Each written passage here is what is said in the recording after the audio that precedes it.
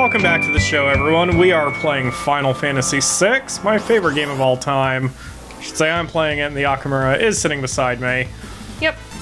I'm level grinding in a different game, but it's like tedious level grinding in that I don't have to pay attention to like 90% of it. Yeah, which one is that? Tales of the Abyss? Yep. Hooray! I need to play a it. Tales game. I've said that probably 1,000 times during this Let's Play. Got 3 now floating around. We do, and I'm writing a guide for IGN, so I don't have time. So finish the guide and get the monies and then play the game. Yeah, that will happen. If nothing else, that'll happen just to save my sanity. So in the last episode, we finished rescuing Gerard, who happened to be fucking Edgar. Maybe I should clarify that sentence. But anyway, it's Edgar. We've got him, so now our little party is 3 strong. We're gonna get number 4. And we took Figaro Castle close to Kolingen, which is here. And I'm gonna find the item shop before I do anything else. Welcome to the general store. Buy a thing.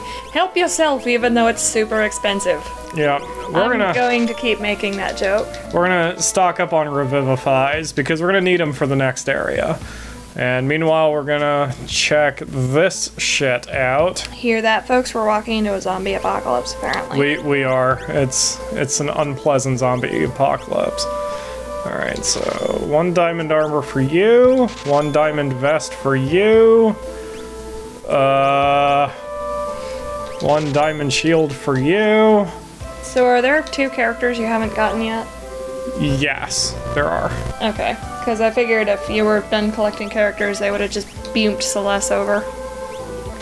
Yes, exactly. Oh, gold lions. Kick ass. Okay. And we are back to the armor shop because I forgot to do something. Let's see. I need more GP. God damn it. Ah, diamond shit is so expensive. What a surprise. It's like rare shit in Tales of the Abyss, which is like millions of gold, even though you only pick up maybe 20 off of an enemy, which is ridiculous. The economy is super skewed in Tales of the Abyss. Like, in terms of monster hunting for gold. Grinding, rather. It's weird. I lost grade on that battle, go figure. You lost grade? What does that mean? Grade is your end of game points that you can buy New Game Plus stuff with. Oh, I see. It's how well you do in battles. I know they give you like 3,000 bonus or something. At least that's what they gave you in Tales. Or was it 1,000? Either way, it's... You can, like, buy to retain your titles and stuff. Interesting. Which is super useful when the titles have stat growth or costumes applied. Alright, we're gonna check in on Rachel, who is still unconscious. Her inert body managed to survive the end of the planet. And the old man here tells us that Locke must be searching the world over for that fabled treasure. Find the treasure and we'll find Locke. We'll do that eventually. And I was curious if there was anything else that happened, but there wasn't, so whatever. That's not why we're here. We're here to go to the inn. And look who's sitting at the table. Well, if it isn't a washed out gambling addict. Blink, blink. You're alive? Gonna voice her? Come along with us. We're after Kefka. Yeah. I don't know if I have it in me anymore. Oh, come on. That's what Tara said. But look, I'm just a gambler. Bullshit. You throw darts for like 200 points of damage each. I want to be left alone. The world is too chaotic for me. What's worse, I've lost my wings. You saw that shit get ripped in half.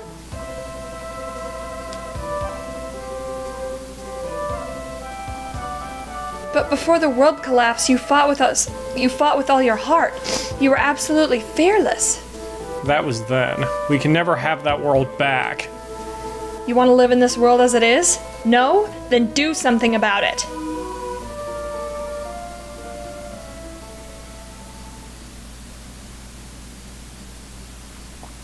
Ha! Alright, you win. I'm starting to feel lucky. He's so whipped. Also, he wants to get lucky with Celeste. I needed Daft that. Punk get lucky. Now let's go visit Daryl's tomb. Everyone's like, what? You wanna explain? Stop flipping us off, Setzer. We're gonna get another airship. We're gonna get another one. Airship, that is, whatever. You mean you were complaining about losing your airship when you had access to another one? Yeah, but there is a reason, and we will find that reason. Are you in Figaro Castle again? No. Oh. It's doing a weird doing a weird camera sweep to show us where Daryl's tomb is. Oh, I wanted to make the burbly noises again. The burbly noises? Oh, the burbly noises. Alright, so we've got ourselves the Genji glove. The Genji glove. And something. I don't fucking... yeah, back guard. I don't think I've given anyone else a back guard. And Edgar has no relics. Well, that's good to know.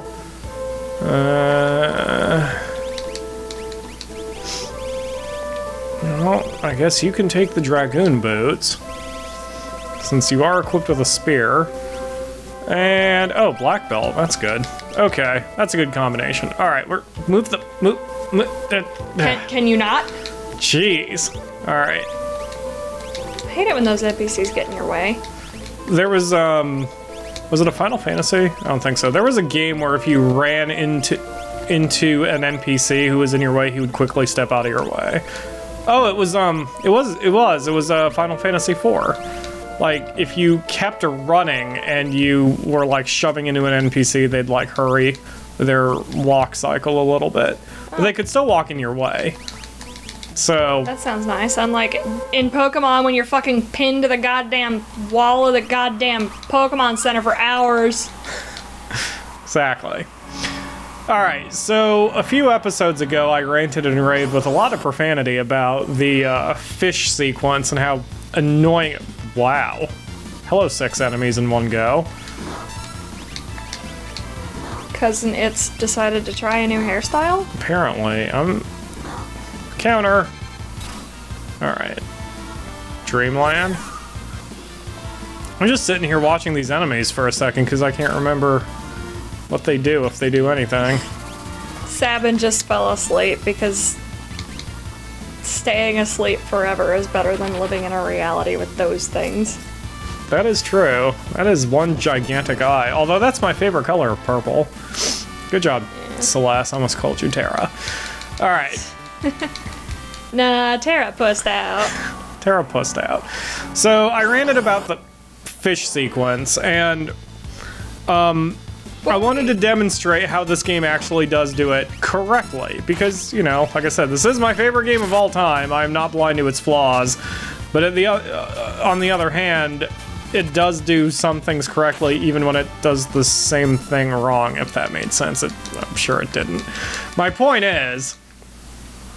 So, we're coming to something that's kind of obscure, but there's a reason for the obscurity. Like, it has a point, and that's the biggest difference in the game, or the situations, and I did not save.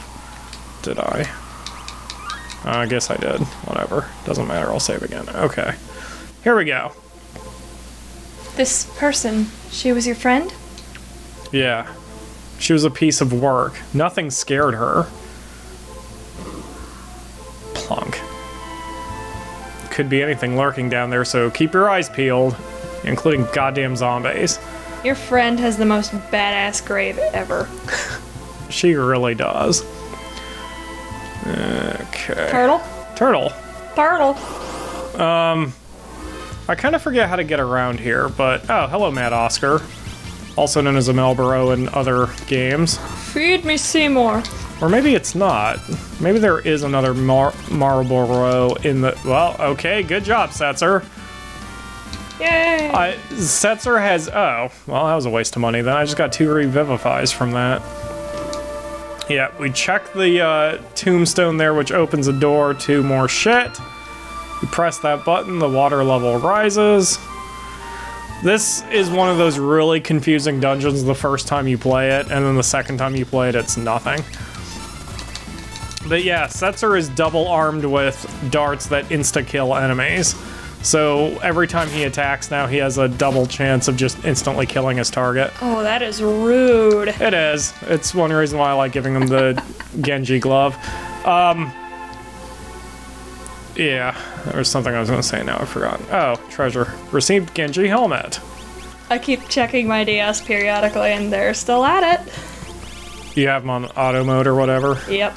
God bless auto mode, man. Defense and okay, so the only thing with this helmet is that it's a decent helmet.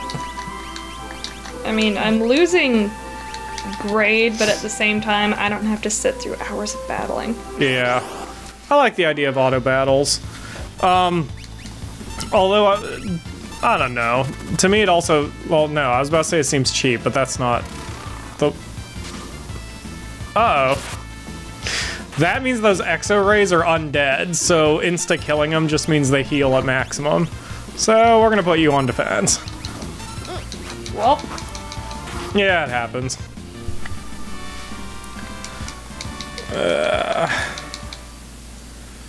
Okay, I think we're coming to the obscure part. But, I like the auto-battling concept, too, because I have a thing about numbers, and there's bonus experience. So I like to swap out characters until they have... Go ahead. It's gonna take me a second now, so go ahead. I like swapping out characters until they have equal experience points and levels. And I'm not good with certain characters. Cough, cough, anise. It's, you would probably really like Final Fantasy Tactics then. Your enemies are based on your entire roster's average, so you have to have a rotation system like that or you're gonna get trashed. That would probably be up in your wheelhouse. Okay, so we have 4 tombstones here. Letters have been carved here. Irau. Letters have been carved here. Z. Letters have been carved here. What? Letters have been carved here. Gloro. It is adorable listening to you try to parse that. So we had to, all we had to do was check all, motherfucker. Setzer, stop being a zombie. Oh, thank you. That's a weird part about being a zombie. There's a chance that, oh wow, I just wasted a high value item. There's a chance that as a zombie they'll help you out instead of fucking with you. Anyway, so we had to check all 4 of those tombstones to get to the next part. And this is the obscure part, is what I'm saying. That was part 1 of the obscurity. I did check all 4, right? Yep. Yeah, what? Alright. So we take this information, we go all the way over here, we ride the turtle, run over here, we go up in here, there's just a single gravestone in front of a dead body. The tombstone is blank. Do we carve something? Yes. We have to figure out what to carve out of these letters. Can you see what to do? It's really obscure. When while the Akamura thinks about it, when I did this the first time, I wound up brute forcing it. Because basically you pick one set of letters, then another set, then another set, then another set. Simple math tells us 4 times 3 times 2 is 24. There are 24 possible combinations here. And I just tried every single combination until I nailed the one that worked. But even at the time, I didn't know why it worked. So then I actually had to look up the solution and why it made sense. It's backwards. What is it? The world is square. Very good! That's excellent, yes. So you pick the word... Oh, I fucked it up. Wait, no, square is gonna be first. God damn, yes. And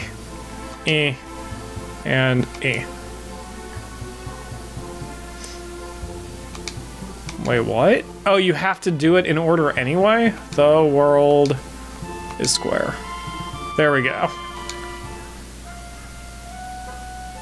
And hear how the music changes? So it tells you you did something, and then it tells you find the X egg hidden in a back room in the 3rd basement. That is the reason why you did that puzzle. That's it. It gives you information. So now we can go to the third basement and find it. But that's what I'm saying is an example of how to do that bullshit right. Because my entire problem with the fish sequence is that there is no reward for doing it right. You don't even get a little Easter egg of an ending. You don't get a special line of dialogue. All you get is Sid is alive for the rest of the game, which doesn't matter because you never see him anyway. Because there is, there is a, there is a piece of magicite that's on that beach, by the fish beach, that we'll eventually get. But you can get it anyway. Like, you don't need to keep Sid alive or dead to get it. And that's why it's annoying. So the X egg, by the way, what is that? A gown? It must be for the women. I thought it was or not. Crown. Oh, it said crown? I thought it said gown. Sorry, no. Crown. Nope, gown. But it can only be held by realm. Okay, or equipped. Alright, so the hidden room is right there. X-Bag. So now whoever equips that gets double the experience. Yay! We're gonna save that up for Terra. They have an item like that in the Tales game, but it's at the cost of either you're constantly sick and you can't use arts, or I think this one. Where is it? It's in accessories. Crap. Enemy damage is like twice as much. And also you can't use arts. Lovely. Yeah, but here it's just a plain old relic, so it doesn't actually cause you any problems. Okay. But I did screw one thing up because... yeah, I can't get in there yet. Shoot. That's what I screwed up. I should have ridden the turtle before I activated that water. Oh well. There are some things that only make sense in the context Yes. of a game. Exactly. That is very true. Alright, we're gonna run over here. But yeah, it's like, if you're gonna put something obscure or time-wasty, do it to either enhance the story, to develop a character, to give a hidden reward, something. Anything at all. Because the entire point of a game is that the player is trying to do something. I mean, RPGs are already kind of, the fuck? RPGs are already kind of weird because a lot of so-called purist gamers don't want cutscenes. They want action. They want to do things. And I don't really have a problem with that mentality. But it's like, for those of us who do like stories and games, you know, if you're going to develop a character, make us do something, that's fine. And that's why I said the concept of the fish sequence on paper is okay. We're going to feed Sid so he doesn't die. Whatever. That's an okay sequence. The problem is I got here and there's nothing fucking here. Eh. But yeah. Ride that turtle. Oh. I remember what I have to do now. But yeah, the problem with the fish sequence is it's totally pointless, and pointlessness is bad in games. Always will be bad in games. Always, always, always. You want a point, especially in an RPG. You'd like that about Symphonia. There's nothing that you can do, Whoops. like, in terms of side quest or storyline that is pointless. That is good. It all either enriches the world or gives you items towards the collector's book. I mean, a side quest for the sake of a side quest is even fine, as long as it gives you experience or something, like in Skyrim. I mean, most quests in a game like Skyrim are technically pointless. They don't really enrich the world for the most part, other than enriching a few characters here and there. But at least you get money or gear or something from it. And then it makes it less pointless. Yeah. Or not pointless, in fact. There is a point. The point is gear. And making yourself stronger. But running back and forth for 10 minutes, throwing fish at an NPC who makes no difference to the story, pointless. We're going to keep talking about game design and other things in the next episode, as well as finish up this dungeon, because we're pretty damn close to the end now. Thanks for watching, everyone. We'll see you tomorrow.